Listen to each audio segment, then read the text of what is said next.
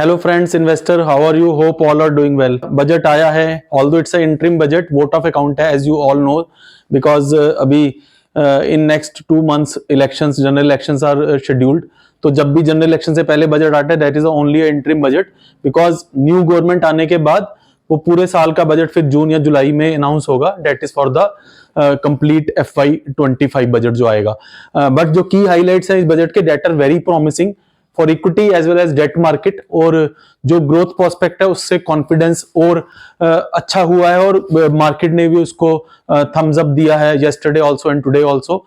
तो उसके कुछ की हाइलाइट्स आप सब इन्वेस्टर के साथ शेयर करने हैं, जैसे कि फिस्कल डेफिसिट, जैसे टैक्स कलेक्शन। आपको पता है कि जीएसटी के थ्रू या कॉर्पोरेट टैक्स या इंडिविजुअल टैक्स पेयर्स का काउंट भी बढ़ रहा है और टैक्स कलेक्शन भी ओवरऑल काफी इंक्रीज हो रहा है, उससे fiscal deficit is coming down.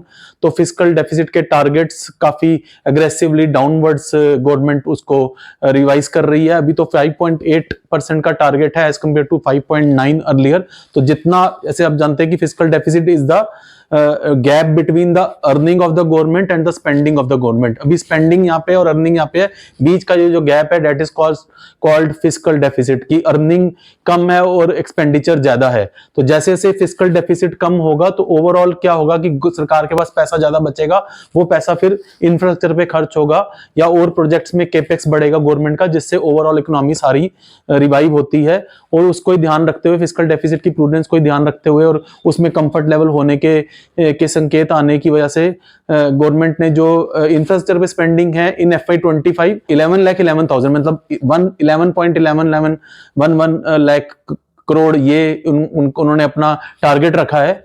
तो last year it was 10 lakh crore, although वो पूरा स्पेंड नहीं हो सका, almost 9.5 lakh crore government is able to spend on the infrastructure project.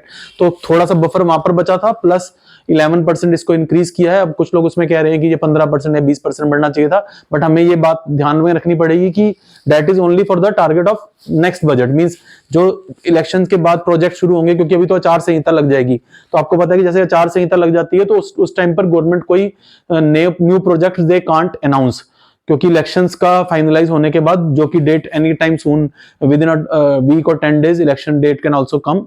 सो उसके बाद ज्यादा प्रोजेक्ट्स अनाउंस नहीं गवर्नमेंट कर सकती। तो ये आप मान के चलिए कि मई में गवर्नमेंट बनेगी, अप्रैल या मई एंड में, तो उसके बाद जून में या जुलाई में बजट आएगा। तो this for the coming financial year, मतलब FY 25 का जो फाइनेंशियल ईयर, उसके लिए सिर्फ 9 से 10 महीने बचेंगे। तो 9 से 10 महीने के लिए 11,11,000 करोड़ का जो टारगेट है infrastructure, it is very very aggressive target. तो अगर उतना गवर्नमेंट अच्छे प्रोजेक्ट्स में खर्च करेगी तो काफी airports, roads, ports, everything will be made, highways improve होंगे, तो उससे ओवरऑल इकोनॉमी का काफी बूस्ट होगी। और अब क्या है, मैं आपको एक चीज बताना चाहता हूँ कि अब गवर्नमेंट को ये चीज समझ आ गई कि जितना हम इंफ्रास्ट्रक्चर पे खर्च करेंगे, कोई भी रोड लगता है, प्रोजेक्ट लगता है, पोर्ट्स बनते हैं, एयरपोर्ट बनता है, तो उसका काफी गुना पलट के आता है, क्योंकि जॉब्स क्रिएट होती हैं, वो इकोनॉमी को और बूस्ट करता है। तो जितना गवर्नमेंट इसमें स्पेंड करेगी, देखिए फ्री बीज तो होते हैं कि मतलब राशन देना, वो सब कुछ गवर्नमेंट कर रही है फॉर नीडफुल पीपल, जिनके पास प्रॉब्लम है, या कोविड की वजह से जिनका बिजनेस या जॉब चली गई थी, उनको गवर्नमेंट अगर दे रही थी। बट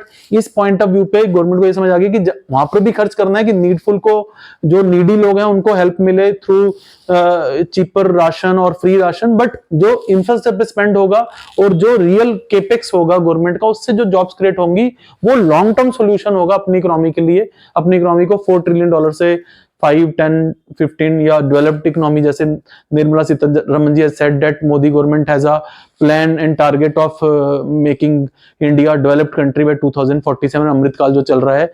एंड डिफेंस पर बजट बढ़ा रही है, रेलवे पर बजट बढ़ रहा है, फिस्कल डेफिसिट कंट्रोल में आ रहा है, सोलर पे, एनर्जी पे, ग्रीन एनर्जी पे काफी काम हो रहा है। जैसे अभी अनाउंस हुआ है कि 1 करोड़ घरों के ऊपर सोलर पैनल लगेंगे, जिनसे वो अपनी बिजली, एक तो उनका बिजली का जो कॉस्ट है वो कम होगा, उसके बाद वो extra electricity they can sell out to the government also, तो उनको एक अर्निंग सोर्स भी मिलेगा। तो मतलब आप रेल्स ले लीजिए, डिफेंस ले लीजिए, पोर्ट्स ले लीजिए, इंफ्रास्ट्रक्चर ले लीजिए, और स्पेंडिंग, जैसे जब जॉब्स क्रिएट होंगी तो रूरल स्पेंडिंग, जो कंजम्पशन हमारी ग्रोथ थोड़ी सी, रूरल अर्बन एरियाज में तो कंजम्पशन काफी अच्छा चल रहा है, बट रूरल में थोड़ा कम चल रहा है, तो वहां पर भी आने वाले टाइम में रिवाइवल होगा, जिससे ओवरऑल इकोनॉमी काफी बूस्ट करेगी। All sectors are performing very well and will perform very well in the future.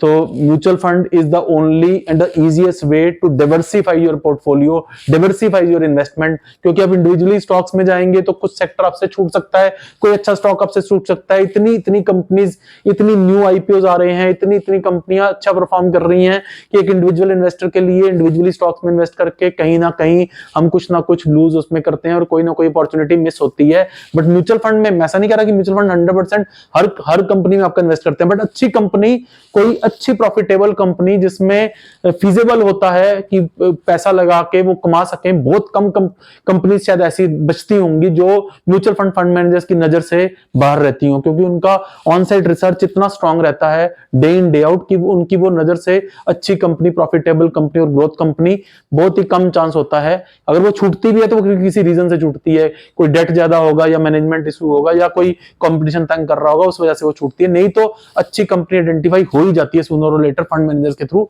तो आप उसमें इन्वेस्ट करिए। मेरा नंबर स्क्रीन पे फ्लैश कर रहा है, call me any time and start your journey towards financial freedom.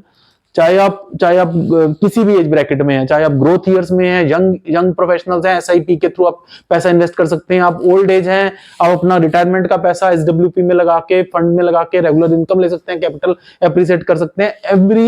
Each and every individual जो कि थोड़ा टाइम मार्केट में दे सकता है, लॉन्ग टर्म, रातों रात कुछ नहीं होगा, बट लॉन्ग टर्म जो ग्रोथ स्टोरी में पार्टिसिपेट करना चाहते हैं और अपनी वेल्थ को रियली में एनहांस करना चाहते हैं अपने लिए, आने वाली जनरेशन के लिए, तो equity and equity mutual fund is the only way, only and only way. इसके अलावा और कोई वे नहीं है।